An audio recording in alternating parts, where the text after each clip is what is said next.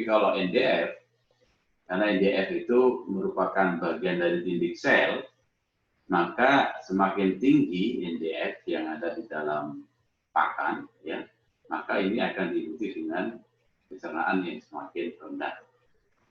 Jadi apalagi kalau kita punya lignin yang kemudian dominan di situ, maka kita harus mempunyai satu langkah atau pemikiran bahwa kita harus bisa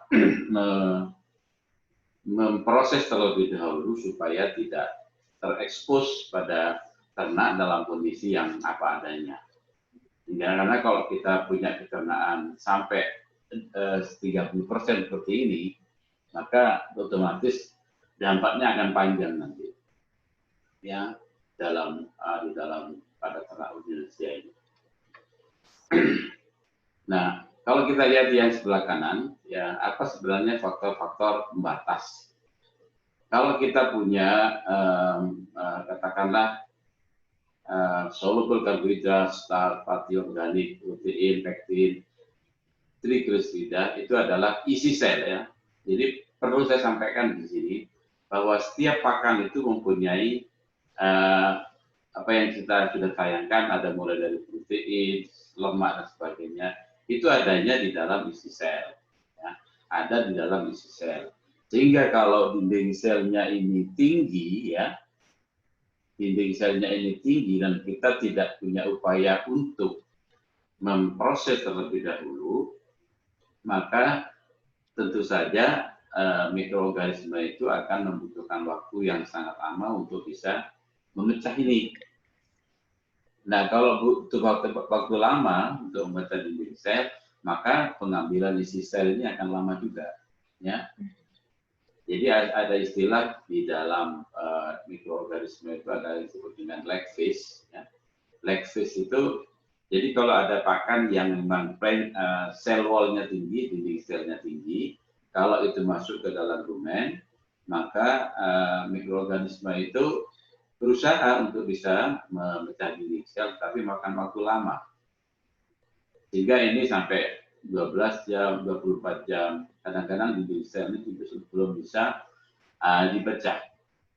Sehingga hampir tidak ada sama sekali dari isi sel ini yang terekspos untuk mikroorganisme yang ada di dalam rumen. Dan ini sangat berbahaya kalau itu sampai 48 jam. Jadi implikasinya seperti apa? Kita tidak mungkin memberikan pakan tunggal, ya, katakanlah jerami atau rumput yang memang dinding selnya tinggi sekali. Karena kalau kita memberikan sebagai pakan tunggal, maka ternak itu akan sengsara dalam waktu 1, 2, 3 hari karena tidak ada isi sel yang bisa dilepaskan. Ini sehingga di sini faktor limitingnya di pemanfaatan yang menjadi pembatasnya di sini adalah intake, ya, jadi intake-nya, kemudian intake dan rate of basis-nya, kemudian intake dan toksisitasnya. Ini semua akan menjadi hal yang perlu kita lihat atau cermati bersama-sama. Nah, kalau kita lihat di sini, jelas bahwa kalau kita punya pencernaan yang tinggi, ya, semakin tinggi pencernaan, ya, itu tidak kemudian berkorelasi seperti halnya NDF dan protein tadi. Jadi kalau kita lihat di grafik ini, TDN ini adalah total digestible nutrient. Ini pada pencernaan mungkin sampai sekitar 70%, ya. Ini intake-nya itu akan menurun lagi. Artinya apa? Kita tidak bisa kemudian saya ingin punya TDN sampai 85% atau 90%. Karena TDN itu nanti akan dicerminkan dalam bentuk energi yang disimpan dalam tubuh.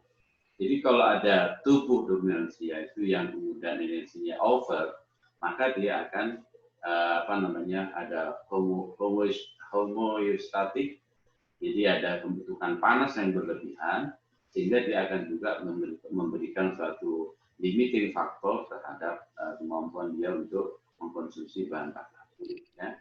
Jadi juga perlu dicermati juga di sini bahwa peningkatan TDN itu juga serta merta akan diikuti dengan intake pada tenaga finansial. Nah, ini salah satu karakter juga dari pakan kita. Ya, jadi kalau ini dari penelitian Muhyiddin yang meneliti banyak tentang tentang hijauan tropis. Jadi kalau kita melihat di grafik ini ada kurva yang ini tipikal untuk produksi gas, untuk nylon bag, itu tipikal sekali. Ya kalau kita melihat di sini adalah katakanlah ini Brahyaria mutica ya, kita lihat kan ini sangat paling landai ya, paling bawah ini. Artinya dengan masa inkubasi yang sama, dia difermentasi dengan proporsi yang paling rendah. Ya, dibandingkan dengan kalau kita punya yang paling tingginya pada Hyperena rufa atau Hyperena simbaria. Ini menunjukkan bahwa atau panikum pada masa inkubasi yang sama 20 jam misalnya ya, kemudian akan menghasilkan produksi gas yang berlainan. Nah, kalau ini kita sandingkan dengan katakanlah dengan konsentrat jauh ya. Jadi konsentrat itu pada 2-3 jam pertama ini sudah tinggi produksi gasnya.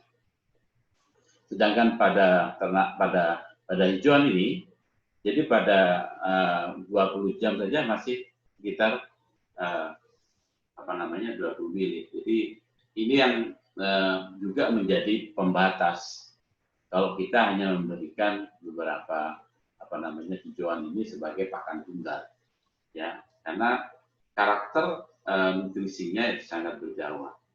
Sehingga di sini kita melihat bahwa hubungan antara crude protein dengan parameter intake seperti yang saya jelaskan tadi, ini juga sama dengan pola yang ada pada TDN. Jadi kita kemudian harus berusaha juga bagaimana sebenarnya kalau kita membuat suatu ransum, ya, kalau ini terdiri dari beberapa bahan makanan, dan ini kita tidak bisa karena kalau kita meningkatkan protein ini, maka kita juga akan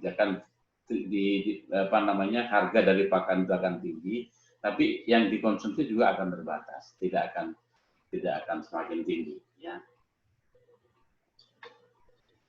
Nah, terkait dengan itu tadi, ya. Jadi kenapa sih sebenarnya kalau semakin meningkat protein, ya, kemudian tidak diikuti dengan intake, karena di sini coba lihat amonia itu kalau pada tingkat, jadi ada banyak referensi ya. Jadi amonia itu saya mengatakan bahwa amonia itu adalah sumber pakan utama dari mikroorganisme, ya. Jadi kalau tidak ada amonia nggak mungkin mikroorganisme itu bisa tumbuh dengan baik. Ya, jadi pada level 200, ya, ini dikatakan di dalam teks baik dari Vansus, Oskov dan sebagainya, mikroorganisme itu mampu untuk tumbuh dan bisa mencerna serat kasar, big cell maksudnya ya. Tetapi kalau misalnya di sini ya bisa hidup ya 50 katakanlah, itu kan batas minimalnya di sini 50 mg N. Jadi bisa hidup tapi dia tidak bisa mencerna. Pada saat di sini kalau di Oskov itu maksimal 300 ya. Nah, habis itu dia turun lagi ya. Jadi kalau kita kembangkan ke sini, maka sebenarnya pada tahap amonia itu optimal di mana, kita harus kejar itu. Karena kita bisa saja membuat amonia dalam volume sampai 600. Tapi tidak ada gunanya karena tidak ada dampaknya terhadap pencernaan, tidak ada dampaknya juga terhadap intake. Ya, nanti kita bicara apa sih kalau misalnya kita mempunyai amonia yang misalnya sampai 400, 500, 696 N per liter.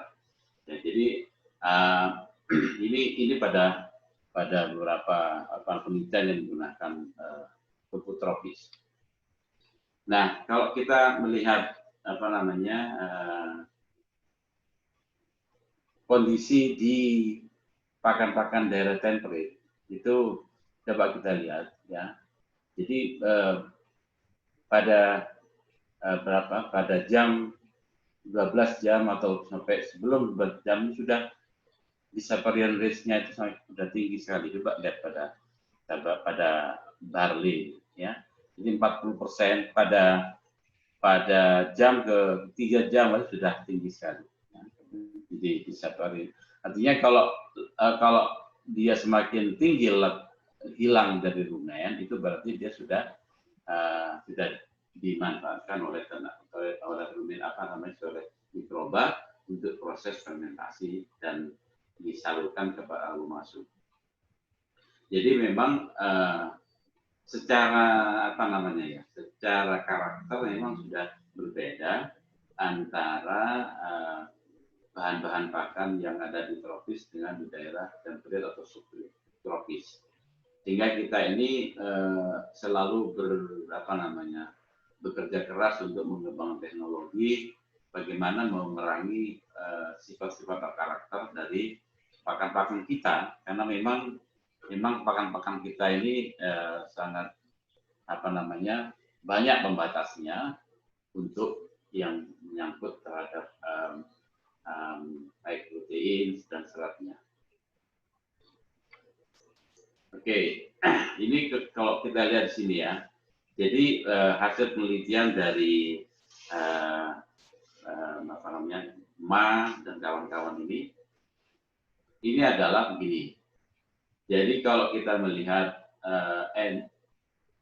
NFC, jadi ini adalah bahan yang fibernya tidak terlalu tinggi ya. Jadi kalau misalnya kita melihat